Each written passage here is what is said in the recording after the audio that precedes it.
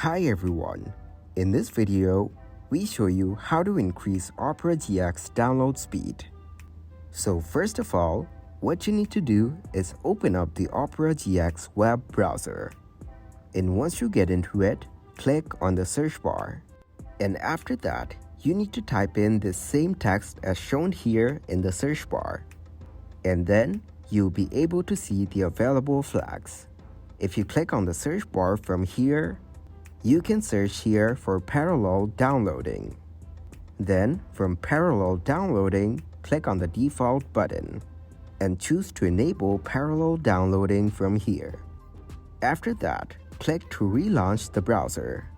Then tap to quit Opera, and once you get back, you will see the download speed has increased. So that is exactly how you can increase Opera GX download speed. Thanks everybody for watching. Make sure to like this video and subscribe to the channel for more tutorials. Goodbye.